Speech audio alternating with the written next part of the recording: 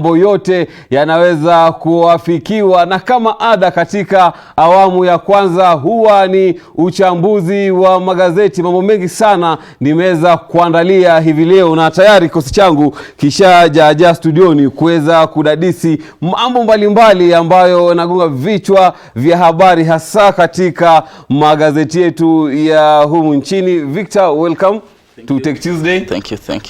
Clinton, how are you? Thank you. Mama Mazuri, welcome to Tech Tuesday. And guys, we want to look on to the headlines, and we'll start with the Standard. And on the first page of the Standard, habari ambayo inaangaziwa ni kwamba the master of double speak. And here, a politician for every season. One day they are supporting devolution, the next they are tearing it apart. Today they want a presidential system of government. Tomorrow they are wiping up emotions for parliamentary system. There is never a dull day in Kenyan politics. And I'm seeing His Excellency President Uhuru Kenyatta, Raila Amolo Odinga, Deputy President William Ruto, BBI. The report came out during the Madaraka Day, and it's due to be presented to the president maybe on Friday or before the end of the week. And already Deputy President William Ruto never spoke anything on BBI during the Madaraka Day celebration. Yes, Clinton. Yeah, you know, thank you for this chance, for giving this chance today. The master of double speak. You know, as we know in Kenya, politics will remain to be politics, and it's expensive as it is. Because, you know, politics is expensive in Kenya. Yes, very expensive in Kenya. And politics will remain politics. What do I mean? You know, when we say that master of double speak, we always have our politicians. Today you are supporting this, and tomorrow you are saying this. We have differences and in ideologies, and we always want to present this to the persons, and also the other person wanting to present other things to the people. But when, you know, politicians always, we say that today we want devolution. Devolution came and it was good. Again, they were saying that devolution was not the better part of it. Again, we want a parliamentary system, and if I can remember very well, even the deputy president was of the opinion that he needed a parliamentary system. A system of government. Yes, as opposed to Kibaki's PNU, who was working for a different system. But for now, since he is not in the same cocoon with the previous prime minister, he is saying that he's saying that parliamentary system is not going to be the best system as it is. So the issues between President or the former Prime Minister Raila Odinga and William Ruto, the DP. But now, you know, because they are not in the same party, this is what brings difference. Because if you are in a party, you have to work with the way your party is working. And if you see the prime minister is in this party, and again the deputy president is in the other party.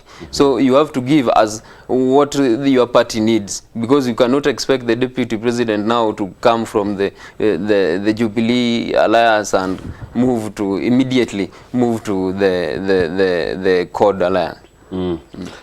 Victor, what's your take on this headline on the Standard newspaper? Let me tell you something. When I saw that headline, it was not a shock to me. It was not a shock? It was not a shock to me, because that is how politics is being played in this country. Number one, it's only in politics where you cannot predict what's gonna be said tomorrow. In every political rally, you cannot even predict. When a politicians go to stage, you can't even predict what he or she will say on stage. A politician will say something based on his or her agenda, not even the interest of the common mwananchi. Because if you see now the double standards these people are saying, and I must say that BBI was a good idea, but the part of inclusivity, we have Raila Amolo Odinga, and we respect him. We have the President of the Republic of Kenya. When they were going to have an MOU and agree and have a handshake on the BBI, why, you know, in the sense of inclusivity, that is why you see the Deputy President is not, actually is in a 50-50 standard, because he was not part of the conversation. He was not part of the conversation. He was not part of the conversation, and I think he's still waiting for the report.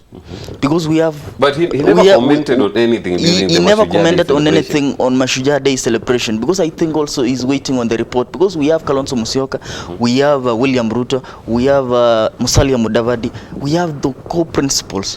When the two gentlemen, that's the president and the Raila Amolo Odinga, were going to a round table to discuss on the BBI issue, these people were not part of the conversation. And I think that is why you see these people are still waiting for the report so that they can have their attack. But having said that, in Kenya, politics is played in a manner where you can't understand. In fact, it is not a shock that the report may be delivered today.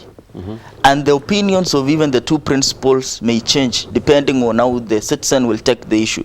Let me take you back to Punguza Mzigo initiative. When Punguza Mzigo was being introduced, it was something that we saw it as Kenyans that many counties will pass. But to our shock, it was only in Gishu County. And also the last week we saw Turkana County passed it. Only 2 counties in Kenya. But other counties didn't pass that. So I'm telling you, in Kenya, politics is perceived in a different way. Something may be nice today, tomorrow it's another thing. So even this BBI, it will not be a shock even to Kenyans that we are anticipating and waiting for this BBI report. But by next week, we may even have a different direction on the same. We may have a different direction on the same. So it's politics. And at the end of the day, people should understand, and the common mwananchi should understand how things are done. Because to me, Punguza Mzigo was the best for the common mwananchi. Was it the best for the common mwananchi? Clinton, was it the best for the common mwananchi, Punguza Mzigo initiative? To my side, I think Punguza Mzigo initiative was not the best. Because to me, we cannot say that it is the best. And if you say that something is the best, you are looking at its advantages, merits, and the demerits. Now you have merits that are more than the disadvantages. Then another one comes, then you get to get another more advantages more than the disadvantages. That is why my friend Victor is saying that how politics is being perceived in Kenya is very different, because today it will be very positive, then the report comes, and how the common mwananchi sees it, then it is again being, we say that it is not good. Now we have to take it back. Yeah. Okay guys, let's go to the Daily Nation.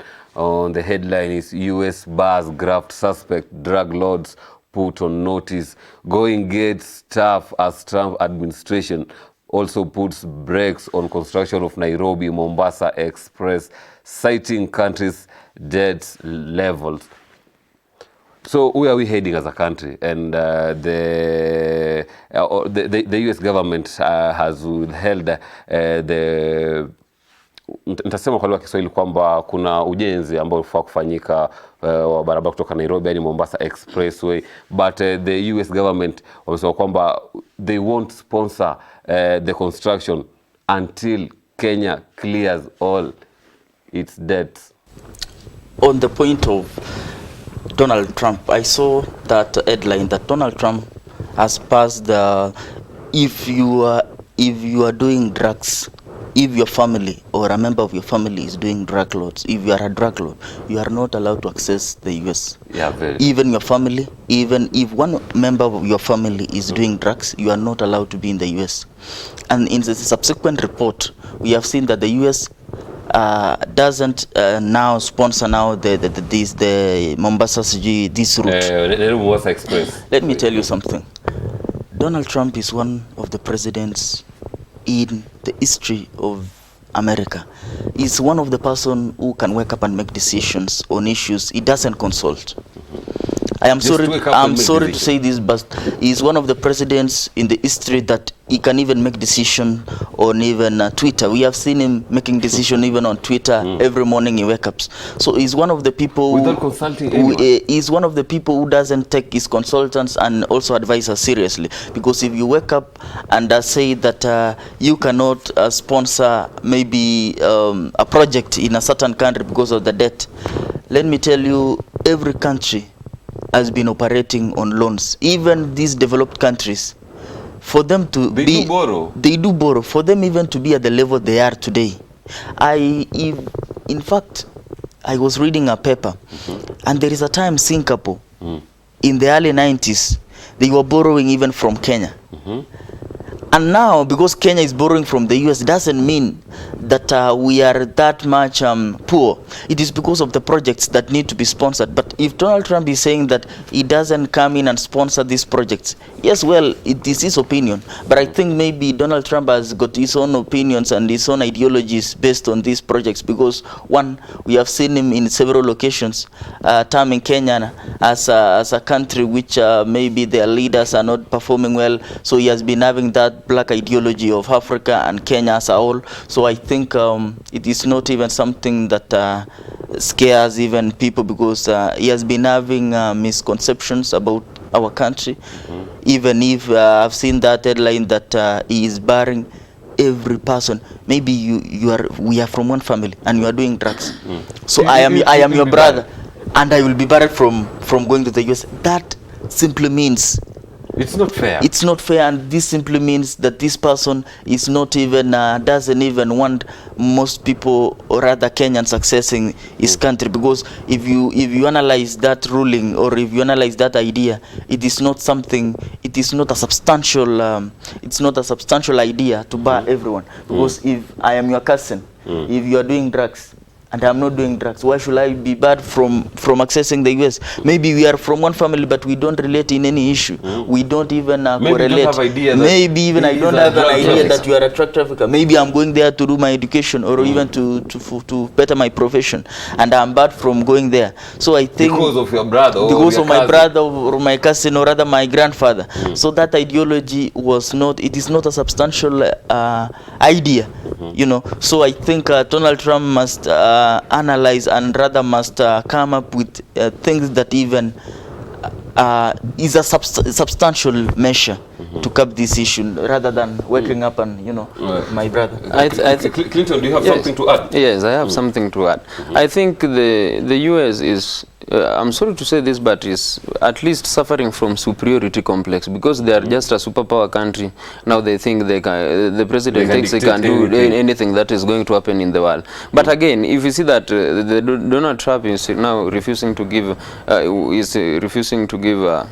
money which was being proposed for the project that for the road heading to Mombasa. Again, we should also see ourselves. We should, as a country, let us look at ourselves. Let us not cheat ourselves that we need this money, and again this money is going to people's pockets. Then we can see the other time when we had we were debating on Japanese country giving out 88 billion Kenya shillings to build a bridge in Likoni that was passing from Likoni to the other end, and 88 billion was going to be leased, and the money that was going to be used was 46 billion. Now we had a 42 billion which was going nowhere. We are going to use this money, and the top persons, the top cream in the project are going to get money into their projects. Now if we are going to take this money into our pockets, then for now we have our grandchildren who are in debt because of the money that have been being borrowed here and again. But what if now we take the country, the US gives us money to build and then again we take some money into our pocket. We are just piling debts. And again on the case study on the Singapore in 1963 when Singapore was being compared to Kenya. Yes, Kenya was, I think, like Kenya was not even much better. Kenya was like the US to Singapore. Now if you look at Singapore, how the development and everything has happened, I think the Singapore government really used their, I think the politicians in that place used their minds very well, so that they measured on the development of the country as opposed to us. Rather than politics. Yes, because in politics in Kenya is very expensive. We usually say that you go for an election, let's say in 2017, then it takes you 2 years to realize that you've lost a lot. Then reaching on the third year, you again start talking about the politics of the next 5 years. It is not a good idea, I think so. It's not a good idea. Thing, yeah. Okay, now, and on the Star, Ombeta, the day I almost died, that a renowned lawyer, Wycliffe Ombeta, reveals how he narrowly escaped death as he defended the Akasha brothers on drug trafficking. Hali koje? You know, when we say Ombeta, I think I read something that Ombeta, he was approached by 250,000, is it 250,000 or 2,500 US dollars on the issue. you know, this is something that lawyers always pass through, because if you are going to present yourself for someone who is a drug trafficker, know that drug trafficking, it's just like a game. You always have this one person and you have another lord somewhere, and because now you are going to support this one person, for example person X, and there is a person Y who is also in the same level as you are, he's going to see that now if you are supporting this person and is going to come out of the court, he is going to say that he is going to have another, we say it, we call it, there is going to be competition in the market. So definitely, as you, if you are, for example, you yourself, if you are a business person, and we also have Victor as a business person, and you are dealing in the same products or services delivery, you will always, if Victor is going wrong, you will always not advise, because you always want yourself to be the first person in the market. You want to eliminate him. You want to eliminate him. Just as the drug laws also want to eliminate other people. Now, on better being approached by $2,500 US dollars, that is a good money, yes. But you are a lawyer, because ethics of law and everything does not allow you to take money. If you are going to support someone, the ethics of law. Yes, you take the ethics of law, because that is why you are being paid. That is why you are also practicing law. If you don't use the ethics of law, then what are you doing? That is like, in fact, you are going to be the worst thief in history if you are a person who does not consider the ethics of what you are supposed to be doing. Okay, let's take a short commercial break, guys. We'll be back to continue with the analysis of the newspaper. Mtazamaji, tutazama kidogo, tukirudi tutakuwa tunaendelea na uchambuzi wa magazeti. Usiondoke. Ahlan wa sahlan wa marhaban. You are watching the Sabah Show. Keep it locked right here on Horizon TV.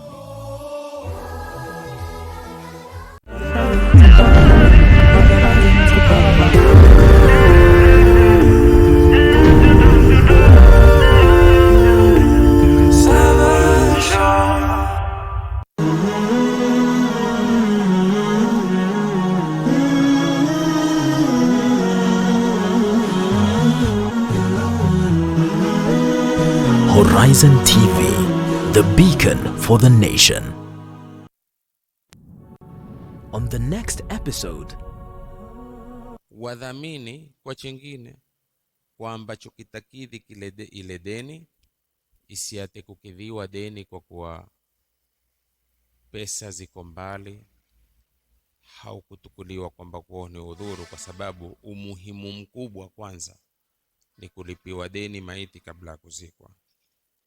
Fa intaakharu, warithi wakichelewa, au imtana'u an qada'i duyunihi, ama wakakataa kulipa madeni yake, athimu bijuhdi alhaq, watapata madhambi wote kwa kuipinga haki, kwa sababu kulipa deni ya mzee ni haki. Kwa hivyo wote watapata madhambi.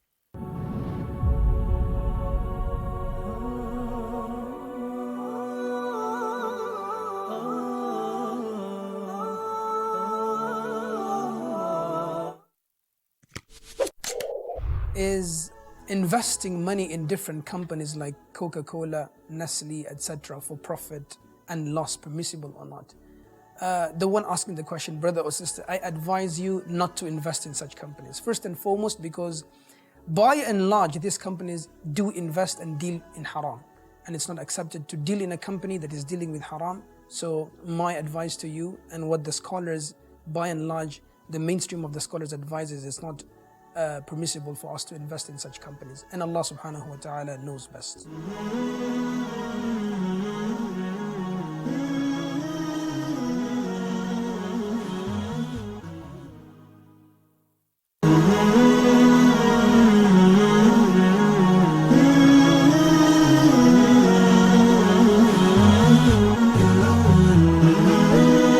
Horizon TV, the beacon for the nation.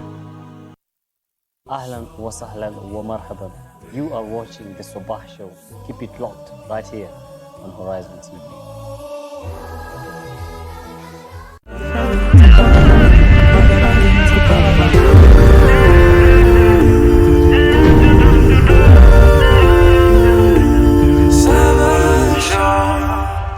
Karibu tena mtazamaji, bila shaka ni Tech Tuesday. Kwa niaba yake Yusuf Farah nahodha Muhammad Obura anapeperusha kipindi hichi moja kwa moja kutoka hapa katikati ya msikiti huu wa Jamii, ambapo tupo katikati ya mji mkuu wa Nairobi, Kenya. Na nikiangalia katika kramu yangu ya saa ni saa 2:24 sawia na saa 2:24 kule Dar es Salaam, Tanzania, na ni saa 1:24 kule Kigali, Rwanda. Na katika gazeti la The Star tulikuwa tukiangazia habari hino ya Ombeta ambaye anasema kwamba the day I almost died, na habari hino unaweza kuipata katika ukurasa wa 6, 12 na 13 uweze kupata mengi kuhusiana na sakata ya ulanguzi wa madawa za kulevya, vijana hawa kasha wakiweza kuchunguzwa na serikali ya USA. Na katika gazeti la Taifa Leo, raia wachoka, wimbi la maandamano linaendelea kutanda ulimwenguni, mataifa ya Lebanon, Chile, Ecuador na hatimaye yakiwa ya hivi punde kushuhudia hali hiyo. Maandamano hayo yanasababishwa na malalamishi ya raia kuhusu kuporomoka bei za juu za bidhaa muhimu, ushuru wa juu na ufisadi, miongoni mwa mambo ambayo yanashuhudia maelfu ya raia katika nchi za Lebanon na Chile, na hatimaye mataifa mengine wanazidi kupata tabu sana. Habari hii inaweza kuangalia katika gazeti la Taifa Leo. Na katika gazeti la Business Daily, car taxes to fall after KRA duty ruled illegal. Will it be a blow to car dealers in Kenya? Of course, yes. Because if car taxes will fall due to KRA, then that means that the car dealers will have to bear the consequence. Yeah, because if you see that the taxes fall, you know, KRA comes with implications that when they are doing anything, of course, their major point of target is the taxpayer, or rather someone who is paying tax. So everything being passed by KRA will have an implication to even the car dealers and also the common mwananchi. Yeah. Okay, on to the in-depth analysis of the newspapers. On page 7 of the Daily Nation, lecturers pay to be based on courses. Clinton, if you're a lecturer of engineer, architect, law, you'll be paid more compared to the humanitarian lecturers. Is it fair for the lecturers? They're both lecturers. To some extent, we say that it is fair, and again, to some extent, it is not fair, because these are the people who are in the same profession. And it's somebody, a lecturer who took humanities and a lecturer who took engineering. There is only a difference that the lecturer who took engineering was understanding physics more than the lecturer who took humanities, as he was also understanding much of history more than the person who was taking engineering. And on the lecturers being paid now, their pay coming as according to courses, and we are being told that it is going to come much earlier as opposed to how it has been. Because you can see, for example, in the Jomo Kenyatta University where I am, some of the lecturers have not been paid since 2014, and this is a person. Since 2014. Yes, and this is a person that you want to have a good service delivery. I'm not kidding, I know. As I have talked to some lecturers, this is a person that you need to give out service delivery to perfection as it is. And again, he's not being, you know, when you are paid, for example, for a job that you've done, it is a motivation to some extent. It is a motivation. It is a motivation. So if you are not being motivated in any way, then you don't get to do your work as it is supposed to be done. And again, on the issue of the lecturers of engineering, medicine, and any science, law, getting much money as opposed to humanitarian lecturers. I think actually always we've looked it on a wrong deviation, because with me I usually think that the person who should be earning more than any other person is the early childhood education mwalimu, because it's the person who teaches you that 1 + 1 is not 11, and it is 2, and it is the person who in charge the least paid. Yes, and he's the least paid, but he makes you come up, because he is the major foundation that to come up. If you are going to, if you need to be For example, if you need a house to be strong and to take a long time, then foundation must be very strong. If a teacher is giving a very strong foundation and is being the least paid, I think we should always look, as we have the CBC, the curriculum-based competence-based curricula, then we should also look on how we pay our teachers and lecturers. Yeah. It won't bring division among the lecturers, because at the end of the day, they are all lecturers. Let me tell you something. You see that by the Ministry of Education and the committee, that lecturers must be paid based on courses rather than enrollment. You know, if in University of Nairobi, we have students that have been enrolled to do maybe arts course. And maybe in JKUAT, for example, or Pioneer, for example, we have students who have been enrolled to do a science course. When a lecturer goes to class in Chiromo campus to teach on medicine, and when a lecturer goes in maybe in another university to teach a course, or maybe a humanity course, or rather art course, it is not fair for the two lecturers to be paid the same amount. Going by the complexity of the work handled by the lecturer, even the process of marking maybe a course like a course like medicine, it's a wider course. It is like saying someone who is a lawyer being paid the same as a matatu driver. I'm not trying to bring that difference, but I'm trying to see this from a point of view whereby a lecturer goes to a classroom, teaches a very complex course in a complex process, because we know there are some courses like engineering which require intense maybe analysis and a lot of reading. And also comparing these courses when we were also when you are in college, you understand that there are courses which you pay more than other courses. And even during the cluster points are much higher. Higher than compared to other courses.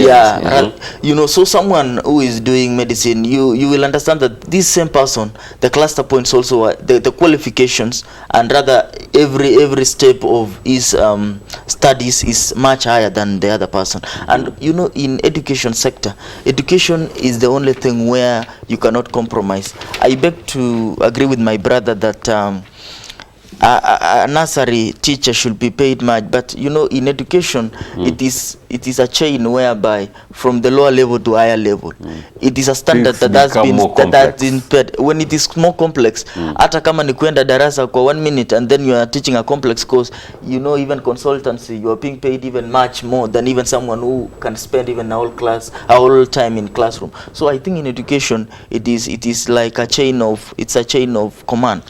It's a chain of command whereby if you are in a low level, you are being paid little. You are growing from one level to another. So that also, from a different point of view, that based on enrollment rather than courses, it will also spare much of the government money, because it will now allocate resources based on the courses rather than enrollment. You know, because we might be having a university having maybe 10,000 students, and in another university we have 5,000 students, but difference in courses bring now the difference, the disparity, you know. So I think also the government is trying to look into it, that to save maybe taxpayers' money and to save government expenditure, because sometimes we pump a lot of resources to higher learning institutions, which maybe are offering courses which are light courses compared to other universities. You know. But you see, you know, when we do the government does its allocations, we always feel, for now, we always feel that the government is not doing the best work. Why? Because we have more number of students being enrolled into university or institutions of higher learning, and the allocation of money that is coming from the government is just the same, constant. Now, for example, when we had 10,000 students, for example, in this case, we have Jomo Kenyatta, we had 10,000 initially, and there were this number of hostels that were accommodating all number of students and this, and now the enrollment has grown to 50,000, and now the government allocation still remains to be the same. I think what the government is trying to do is like, they are trying to do and also sanitize what they have been doing wrong, so that the money that is going to the university can be catered for in any manner. And I also want to disagree again with my friend. Yeah, because you know, it is true that education is like a chain of command. But you know, a lecturer who is teaching engineering also came from a humble beginning, who was taught by the foundation. Yes, because it is because of the foundation that a lecturer is becoming to be a lecturer, and it is because of the foundation that a medicine doctor is coming to be a doctor. Now, without, if the strong foundation is supposed to be put a strong foundation is supposed to be put, and as it is supposed to be put, then I think, with me, I always think, and I will always think, however, will be advised otherwise, but I always know and I always think that the person who should be receiving more money in education sector is the early childhood education teacher. Yeah. On page 8 of the Daily Nation, push for reforms at Kenya ferry services after tragedy. These things are happening after a tragedy happened there at the Likoni ferry channel, where 2 lives were lost, a mom and her daughter, and the whole board of the KFS was disbanded, and we have a new board in place. Are we supposed to be waiting for something to happen so that we can bring reforms in place? Yes, this thing, it's a good idea to change the board, but I also beg to disagree with this, because one, it is only in Kenya where we wait for a tragedy so that we can have reforms. Let me tell you something. If in the education sector we have a problem, and then we are waiting for schools to fall everywhere, now we have floods.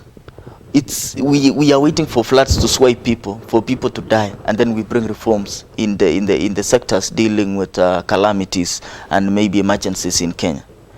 It is very sad for a country to be waiting for tragedies, to be waiting for these things so that they can bring reforms. In Kenya ferry, for example, where were these policies? Where were the people who were in charge of these things when these things were happening? And then now, because something has, it is not the first thing, tragedy. It will not even be the last, God forbid. But then, if we are going to have reforms after having something, maybe a tragedy like this, you know, when this daughter and the mother passed, it was a sad story for Kenya. It was a moment of grief even to the whole country. And now we have a new board in place. How certain are we that even the same people who are in the same board, the new people, how certain are we that they are better than even the people who are in those positions, based on merits? What's the solution then? What is the solution then should be? Are we supposed to construct a bridge there? Can we borrow something from our neighbors, Tanzania? They just constructed a bridge from Dar es Salaam, from Posta to the other side. Yeah, Nani, I think we should have long-term solutions. We should have long-term solution in the sense that we should look for a long-term solution to these problems. But changing the management and changing the individuals, you know, we are all human beings. I can come in and then the following day we have another mess. It doesn't mean that changing someone from shifting positions will create change. Maybe even that boss was not even in that place of work when this tragedy was happening. I think we need to look at the policies, because I think also in the Kenya ferry we have rules and restrictions to be followed by also those people who are being ferried. Because when you are entering a ferry with a car, you need to park your car and alight from the car and go to a different place so that you can be transported. But when you see this tragedy, when it was happening, the lady, or rather the mom and the daughter, were inside the car. I think also we need to go back to the roots and look at the policies of the Kenya ferry, and also have it create a clear awareness even to the people using these services, so that we can have a clear understanding between the management and also the people using the services. But again, if you try to look at our ferries, they are not in a good condition. Look at the MV Kilindini, MV Harambe. They are worn out. And that is why I'm telling you, it is not about changing management. Okay, hold on, let's take a short commercial break. Mtazamaji, tukirudi tutakuwa tuendelea kudadisi swala hili kiundani, tuweze kuona kwamba suluhu ni nini kwa wakazi wa Mombasa, hasa wale ambao wanapitia ama wanatumia kivuko cha feri. Takriban wananchi 300,000 wanatumia kivuko hicho cha feri kila siku ili kuweza kuendesha shughuli zao za kila siku. Haya na mengine mengi ni baada ya mapumziko mafupi. Ahlan wa sahlan wa marhaban. You are watching the Sabah Show. Keep it locked right here on Horizon TV.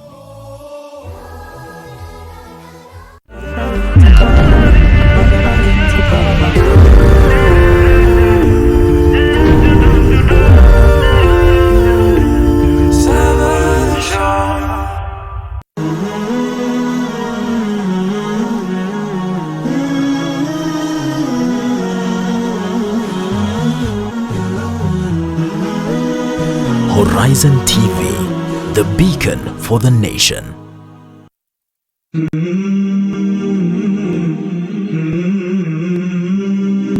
The Messenger of Allah said, whoever says when the morning comes, رضيت بالله ربا وبالإسلام دينا وبمحمد نبيا, meaning I am pleased with Allah as the Lord and with Islam as a religion and with Muhammad sallallahu alayhi wasallam as a prophet, then I am the guarantor that I will take him by his hand until I put him into Jannah.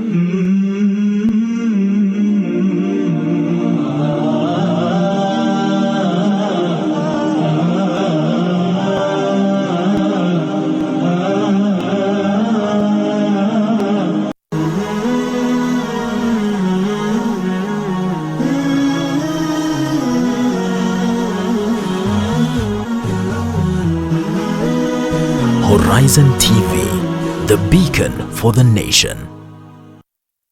Ahlan wa sahlan wa marhaban. You are watching the Sabah Show. Keep it locked right here on Horizon TV.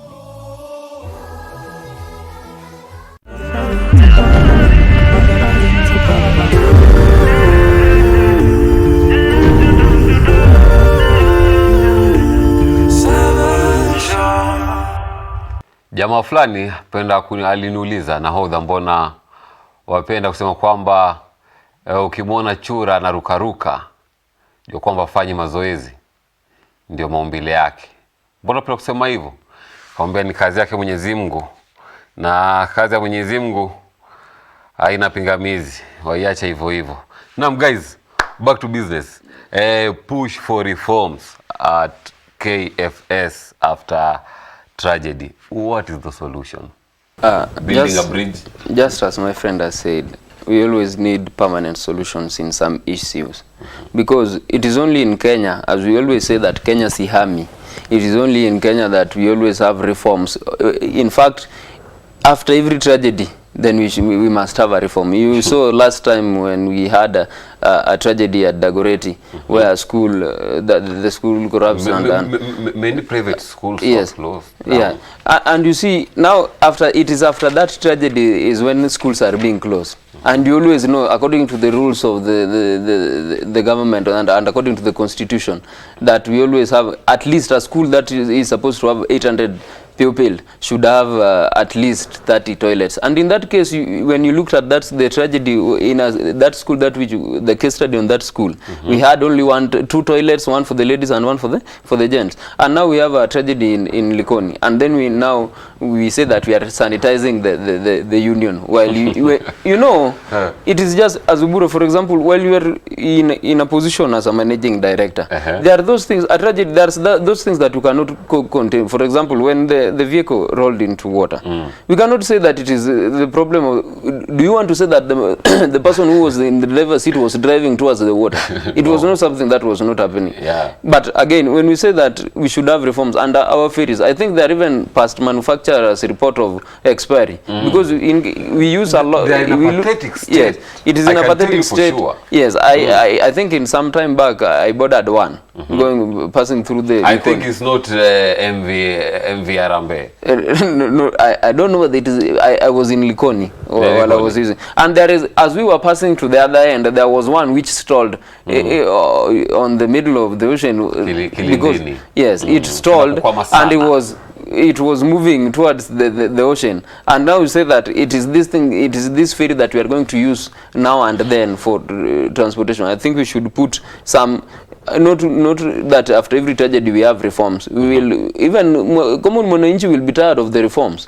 Let us get the permanent solutions. For example, we wanted to build a bridge. Let us build a bridge so that we can use it then, as opposed to these options where we always have problems here and there. I think by that we'll be borrowing something from our neighbors Tanzania, who just built a bridge from Posta to Kigamboni channel. And on page 38 of the Daily Nation, new LPG rules leaves users a confused lot. And this is the consumers of liquefied petroleum gas now face tough choices of purchasing new cylinders brand or sticking to those they have following the disbanding of the cylinder exchange pool without clarity on how they can switch brands. So, for example, if you're using a certain brand of a gas container, it's the same brand that you'll be using. Now you cannot change this brand with this brand. Is it going to affect the consumers?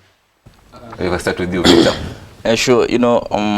Change is inevitable, and in the consumer sector and also in the market sector, we have rules and regulations, and also we have policies. And also I think from the LPG rules, I think this part of the, in every business or rather in every market, we have rules and regulations. Even here in Horizontv, I think you have your rules and regulations. Very true. And then you have your ethics that you follow.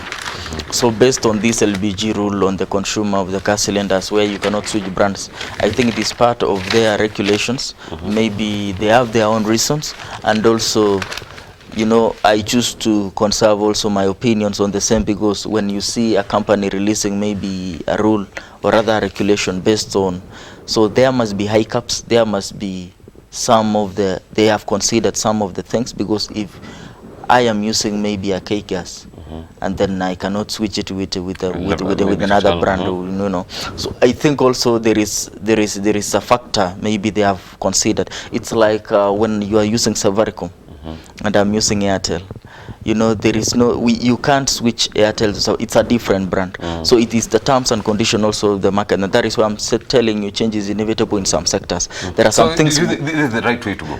I'm not saying the right thing or the right or the bad thing to go, but I'm saying in some of the decision being made, or rather in some of the sectors, or rather in a lifestyle situation, there are some of the things you cannot avoid, because these are terms and lifestyle issues where we cannot say that it's like having a rule. You cannot break a rule simply because you think it doesn't favor you. So I think it is part of their regulations, and I beg to maybe conserve my opinions based on the same, because I don't even rather understand clearly why they are bringing these issues. Yeah. So it's up to them. Yeah, it's up to them. Okay. On page 4 of the Star, KRA targets 56.6 billion in tax evasion penalties. Dozen in courts. Cases are in courts. More than 56 billion evaded through tax. I don't know where KRA usually is when the persons are evading taxes. You saw the last time they were on the necks of Keroche, claiming that they had evaded the taxes for about a year.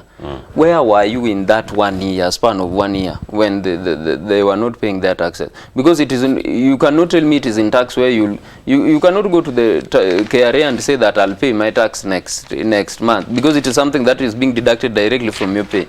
Now, when you say that there is a 56.6 billion Kenya shilling, my friend, that is not good money. That is a lot. of money. And can be... We're talking about billions. Billions. And you saw that we are even asking for 88 billion and we are going to use 46 billion. We've lost 56.6 billion. Where are we heading as a country?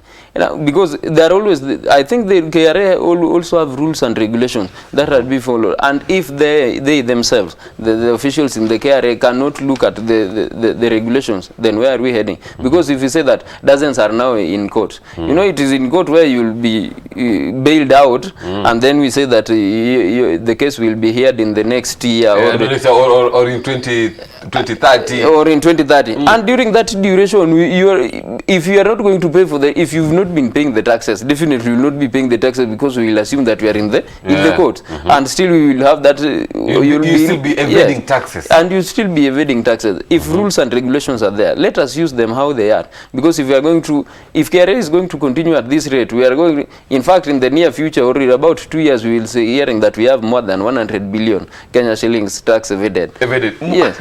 I know we have 56.6 billion. How do you get to that amount? Guys, are we kidding? How do we get to that amount? How do we get to that amount? And you heard that the other time now there was money, the care officials who are stealing from the office. You are stealing from the office and you are also evading taxes. And I think KRA should be sanitized to some extent. Down and out, 206 KPL champions, Sony Sugar on brink as relegation ahead of All Stars clash. This is after giving 2 walkovers, one against FC Leopard and another one against Tusker. So if the Sony Sugar won't honor their match against Kisumu All Stars, the mighty Otenga, they'll be relegated for sure.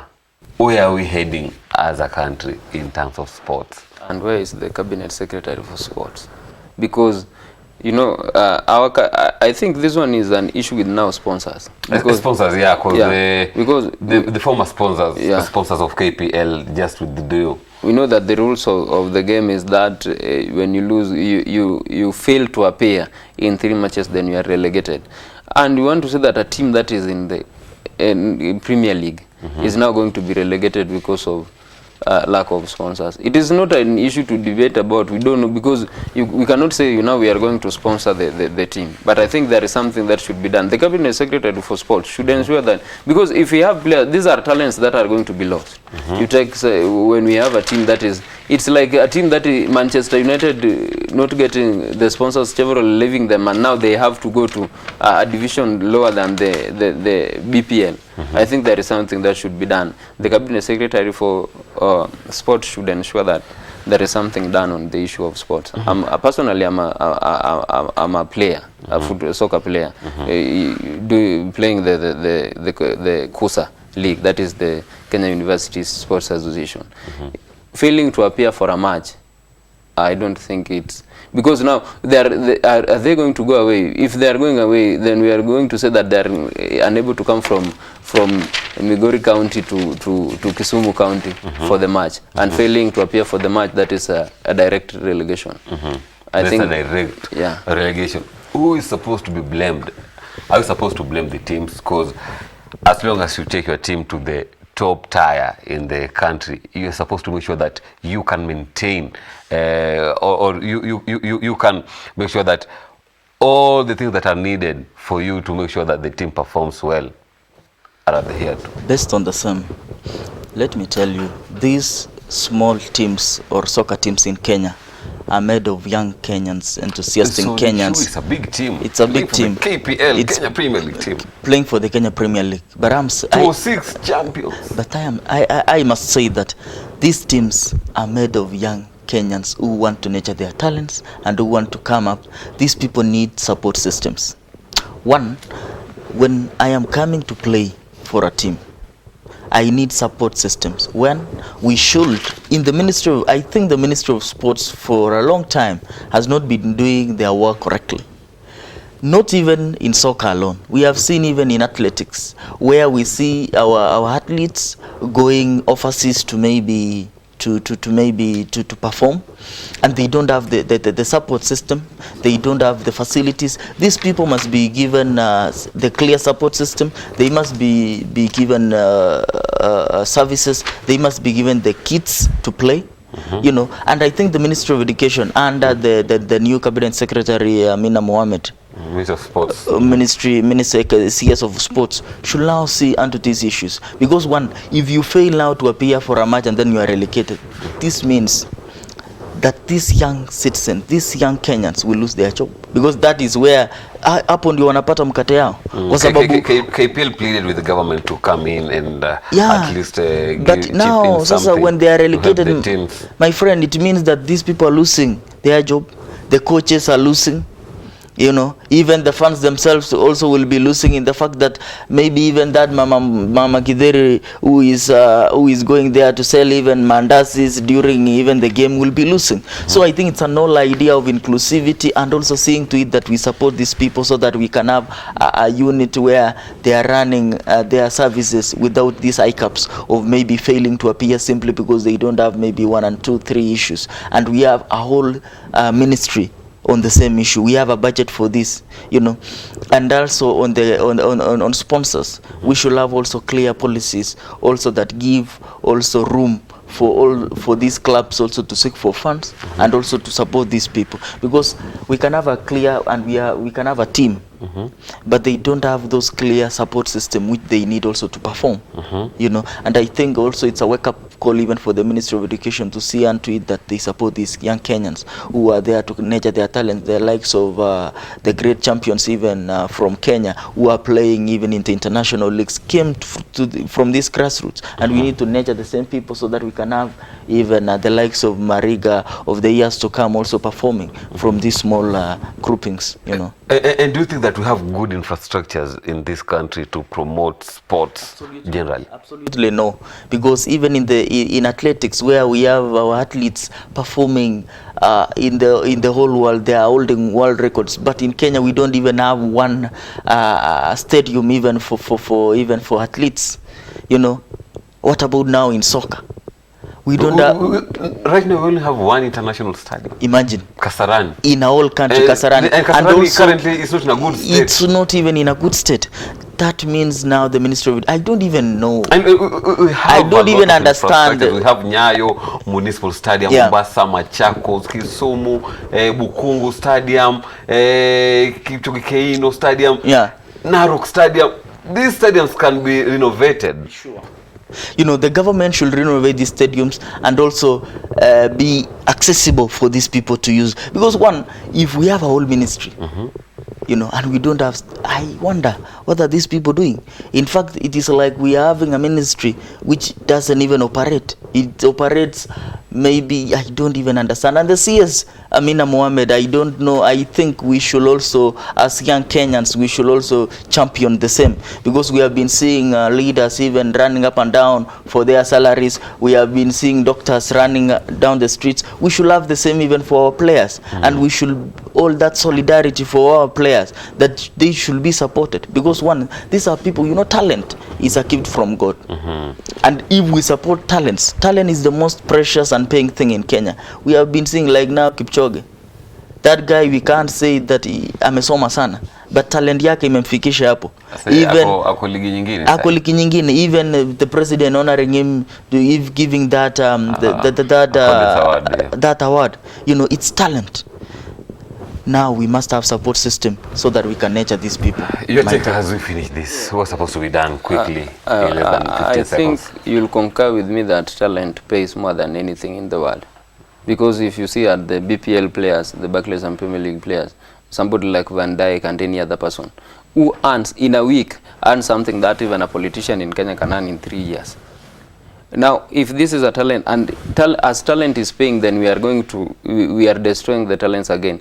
You know, that the infrastructure-wise, if we say that, we always say that you first use what you have. Is when the change comes, you will change as the change also comes. But now, if we say that you want to use what you have, and the pitch is rocky, How do you play in a rocky pitch? Because actually you'll have injuries, and you can even get injuries that are, and so nobody is going to take care of you, taking you to the hospital and any other thing. And so the last time when Kenya was going to play, I think, where were they, in Egypt or Algeria, where the players were even sleeping in the terminus. How do you sleep in the terminus and you've gone with the officials themselves? I think there is something that is happening. As you always know that people in the official, the management, always there are people who are surrounding them that if money is given out, then they have to pocket some. Is when it is trickling down to the persons. Okay guys, thank you so much for creating time to come to Tech Tuesday. Nisema kama shukran sana, tazidi kufanya hivi juma lijalo, labda na mimi ama na mwenzangu Yusuf Farah. Kwa kaulini nisema kwamba mtazamaji nazama kidogo, lakini katika awamu yetu ya pili nitakuwa narudi na bonge la panel online learning, a practical and affordable alternative. Masala ni online learning kunradhi, ambayo tutakuwa tunajadili katika awamu yetu ya pili kwenye kipindi hichi cha Tech Tuesday. Usiondoke, manake ukiondoka mambo mengi sana yataweza kukupita. Baada ya mapumziko mafupi nitakuwa narudi na bonge la panel kudiscuss online learning, jinsi ambavyo wanasema vijana huko mitaani. Ahlan wa sahlan wa marhaban. You are watching the Sabah Show. Keep it locked right here on Horizon TV.